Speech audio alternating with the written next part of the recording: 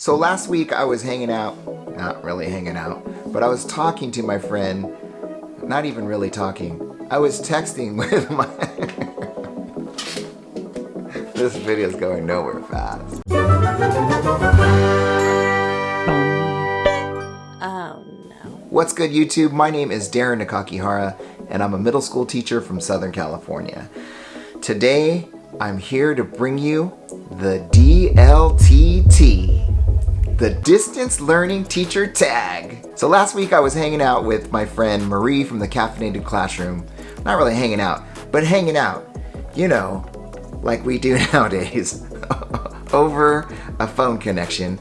And we were saying, you know, with all the teachers home and, you know, trying to work and do their lessons, we don't really have a lot of time to create content for you guys. So it's the perfect time to do a teacher tag, don't you think? And I'm thinking that, like, with the time that we have now in front of our screens, this is a perfect time for a lot of you guys who have been thinking about starting a channel to jump in, because you're in front of the camera now. You're used to it, right?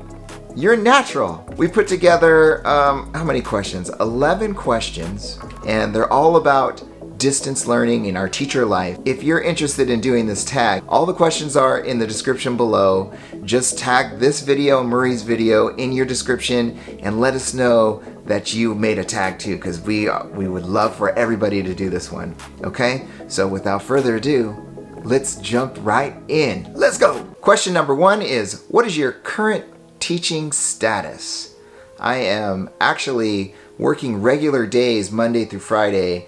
I'm on spring break right now, but my district is off until May 1st. Now, they originally said April 6th, and then just the other day they extended it to May 1st.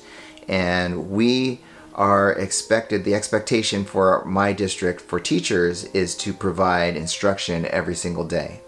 What that looks like from site to site is totally different, and it's kind of up to the principal and the teacher and the grade team to see how they want to pull off this curriculum.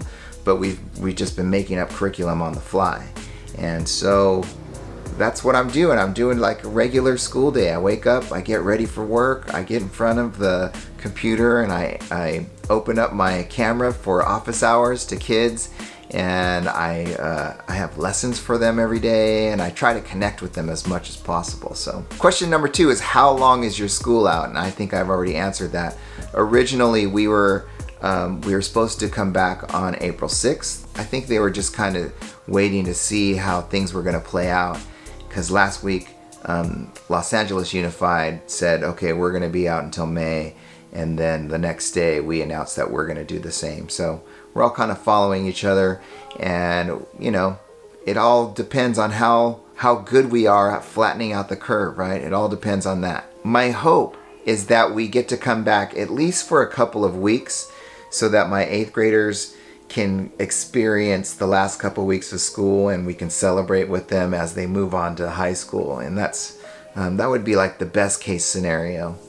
But right now, it's kind of day to day, you know. I'm in the same boat as you guys. Okay, question number 3 is, what is your best distance learning advice, teacher advice? I used to be an ed tech TOSA, so I've always been into technology, and at one point I was a tech TOSA for the district, and I would go around to schools and help teachers integrate technology into their curriculum.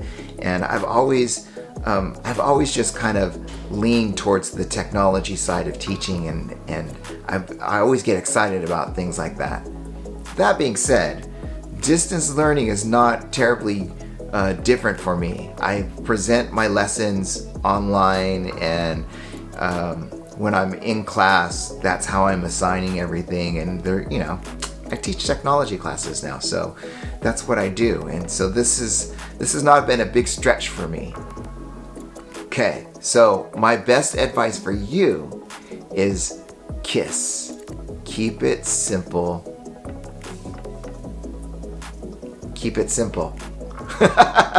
My best advice to you is to keep it simple. Just keep it simple, you guys.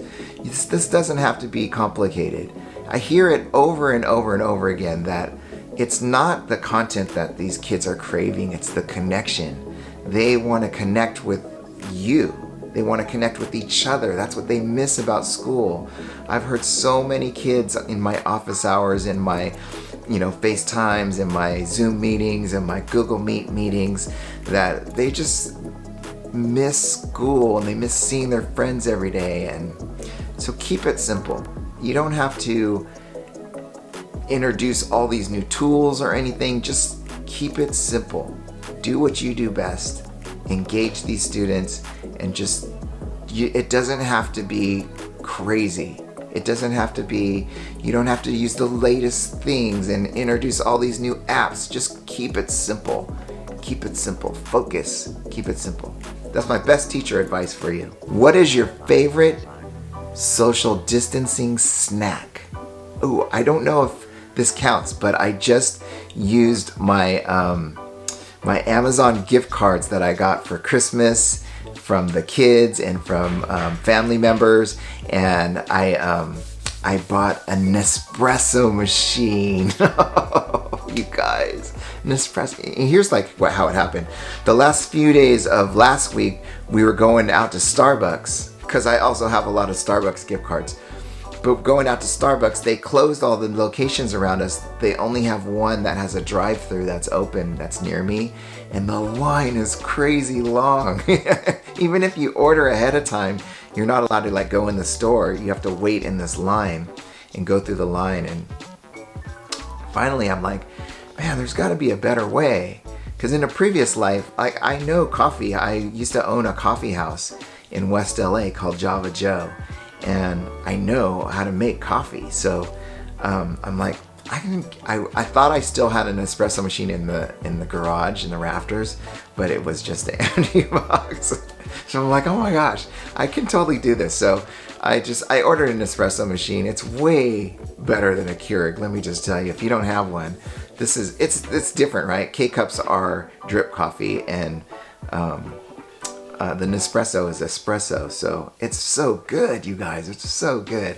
I highly recommend it. Anyways, I don't know if that counts as a snack, but that is my distance learning. And I'm saving so much money. My goodness, I'll make it back in tenfold, Nespresso. Number 5 is, have you picked up any new skills? I have not picked up any new skills. I've been sharpening a lot of skills. So if you can see, I have a new setup back here because I'm in a new environment. So I decided I need to spruce this up a little bit. So got some colored lights, and this is my new studio here. I'm in my room. This is I don't know.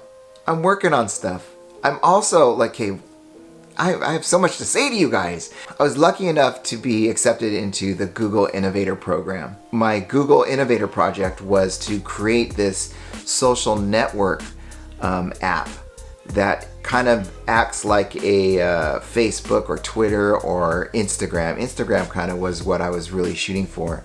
But it's an enclosed group that is just for your students. So it's a place that you can monitor easily, and you can help them develop their online presence. So they would each get a profile that they can develop and add stuff to and make comments and, learn how to operate in the, online. And that was my big idea a couple years ago. And I got to a point where I just couldn't develop this app anymore because I would have to hire a developer. So when this thing went down, I'm like, man, I wish I would have followed through on that and got an actual, actual working prototype, because it would be perfect for what we are experiencing right now. So for me, if I could have all my kids in this little contained social network where I can pop in lessons, share videos, share photos, we can all share videos and photos, and it would be magical. I think that was my vision, and we're in this space right now where I know that there's some benefit there. I registered a website. It's called My Connected Classroom, and I've been working on the backside of this this app, and I think I'll finish it this week, and I'll roll it out to some kids next week, and I'll let you know how it goes. So I guess that's the sharpening of a skill, huh? Number 6, what is your Netflix recommendations? If you watched the Secret Santa video, you know that Megan gave me a book, All the Bright Places, by Jennifer Niven, and Netflix made it into a movie, and now you can watch it on Netflix. So that's a good one. If read the book and watch the movie, they did a pretty good job. I thought it was a really good adaptation of the book, and so that is one thing. And then along those same lines is John Green's Looking for Alaska. That is on Amazon Prime Video. So they changed that one into a series, and I've been watching that too. So good. I really like Homeland. It's in the last, with Claire Danes. It's in the last season, and so they're finishing that up. But they only release one episode at a time. So what else have I been watching? Not really that much. I haven't been watching that much TV. I was watching La La Land just now. Love that movie. Number 7, what habits have you picked up? So my wife, Mrs. N, she has been working really, really hard and like burning the candle at both ends, because colleges are trying to figure this whole thing out too, right? And that's her job is directly related to college campuses being open and closed and servicing the kids. And so she's been working crazy hours, but regular hours, like she would get up at a regular time. So I didn't want her to have to wake up and kind of tiptoe around me. So I've been getting up with her regular time, getting ready, walking the dogs. That is one thing I'll talk about in a second, but I've been trying to get up and keep a regular schedule and try to work my regular hours. So I haven't really changed that habit at all. The one habit that I will say, the dogs are getting walked like they've never been walked before. So walk them in the morning and in the evening, and they just love to spend time. I love to spend time with them. They love to spend time too. So that's a good habit, I guess. Number 8 is, on a scale of 1 to 10, what is your anxiety level? I have to say maybe 3. I'm not terribly anxious about anything that's going on. I definitely wear gloves and a mask when I go grocery shopping, but I've been trying my best to stay home and do my part to stay in the house, you know. And like I said before, the way that I'm teaching is not a huge leap from how I was teaching before. So, I mean, it's almost exactly the same, except for I'm not in the class to deliver some of the messages and follow up. So that part is different. But other than that, like, this is it's been pretty smooth for me. Pretty smooth. So this one is, number 9 is, what is your distance learning outfit of the day? This is it, you guys. T-shirt and jeans. It's the exact same that I was wearing when I went to school. So I used to wear t-shirts and jeans every day to school, and I'm doing the same thing. Like I said, I'm trying to get up and keep a regular schedule, so I'm doing the same thing. Sometimes I'll even dress up a little bit for home, but I have never stayed in pajamas the whole day. Haven't done that. Number 10 is, if your students were watching this, what would you say to them? So students, if you are watching this, you have to know how much I love you and how much I miss you. And I miss the sound of your voice. I miss the things you say to me. I miss just being around you every single day. You guys filled me with so much life, and you've given me so much that I'm a little bit empty without you guys. And so if you can check in with me on a regular basis, it would mean so much to me. And you have to know that I care about you, and I really, really, truly miss you. I I can't believe that this might be it.